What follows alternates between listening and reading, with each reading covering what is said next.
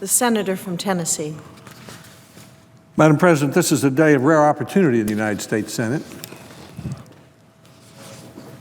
We have an opportunity today to reverse the trend of the last several years toward a national school board. We have an opportunity to make clear that in the future, the path to higher standards, better teaching, and real accountability will be through states, communities, and classrooms, and not through Washington, D.C. We have an opportunity to vote in favor of what the Wall Street Journal has called, quote, the largest devolution of federal control to states in a quarter century, unquote. We have an opportunity to inaugurate a new era of innovation and excellence in student achievement by restoring responsibility to states and classroom teachers. Tennessee, after all, was the first state to pay teachers more for teaching well. Minnesota educators created the first charter schools. The real advances in higher standards and accountability and appropriate testing have come from classroom teachers and from governors, not from Washington, D.C. And I believe that's where those advances will come from in the future. And we have an opportunity today to provide much needed stability and certainty to federal education policy from some very important people who are counting on us. 50 million children, 3.4 million teachers in 100,000 public schools. Newsweek magazine recently reminded us what we already know very well. No Child Left Behind is a law everybody wants fixed. Governors, teachers, superintendents, parents, Republicans, Democrats, and students all want the law fixed. There's a consensus about that. And fortunately, there's a consensus about how to fix it. And that consensus is this: continue the law's important measurements of academic progress of students. Disaggregate and report those results, the results of those measurements, so that teachers and parents and the community can know what's going on in the schools.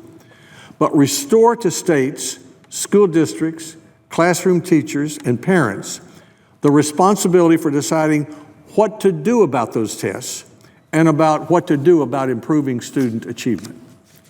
In our Senate hearings, I suppose we heard more about over-testing than any other subject. I believe this new law will result in fewer and better tests because states and classroom teachers will be deciding what to do about the results of the tests. Building on the consensus I've just described is why the Senate, our Senate Education Committee, passed our bill 22-0, and why it passed on the floor 81-17. That's why conferees from the Senate and the House were able to agree 38-1. And that's why on last Thursday, the House of Representatives approved the conference report 359-64. And that is why, Madam President, the National Governors Association gave our conference report its first full endorsement that the NGA has given to any legislation in nearly 20 years. That's why the chief state school officers, the school superintendents, the National Education Association, the American Federation of Teachers all have supported our result. This consensus will end the waivers through which the United States Department of Education has become, in effect, a national school board for more than 80,000 schools in 42 states. Governors have been forced to come to Washington, D.C.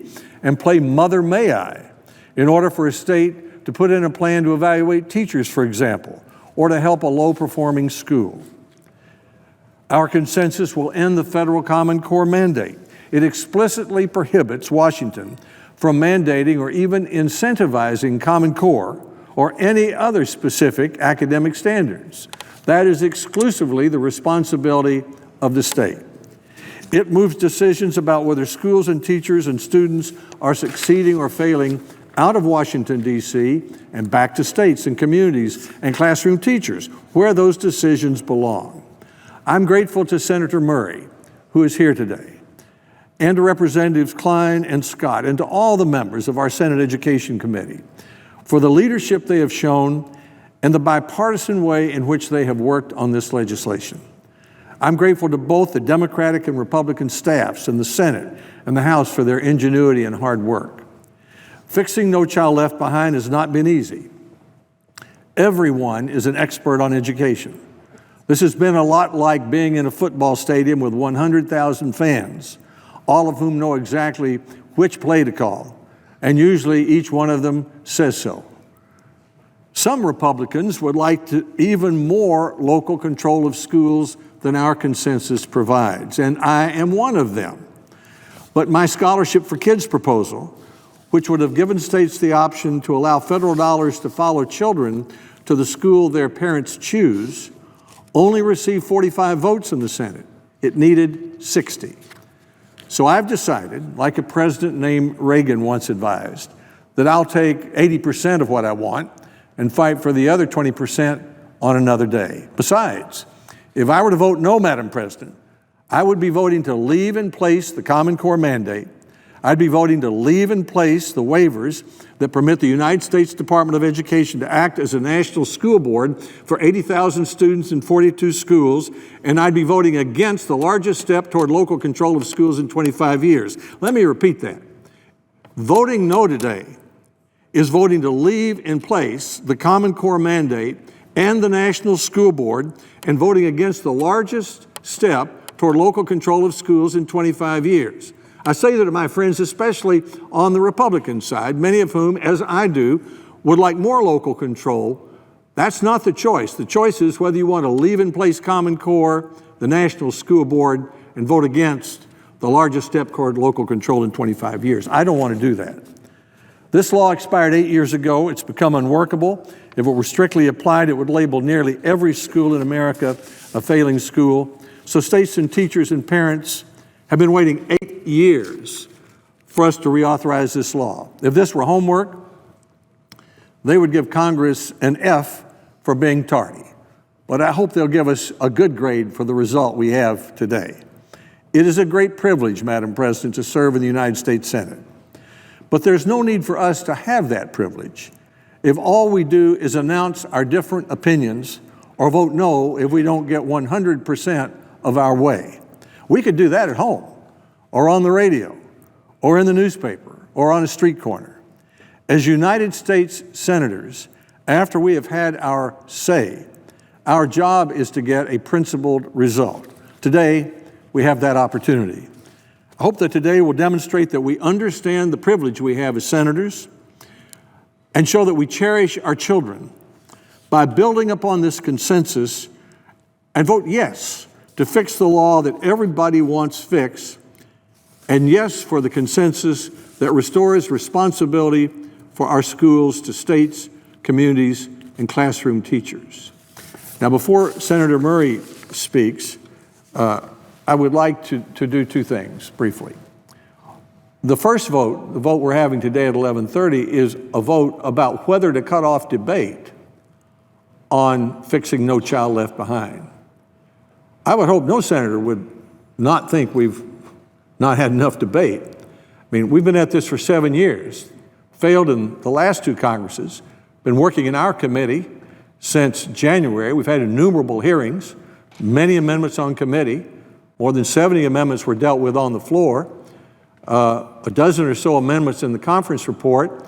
Every senator has had this in his or her office since last Monday, at least for a week.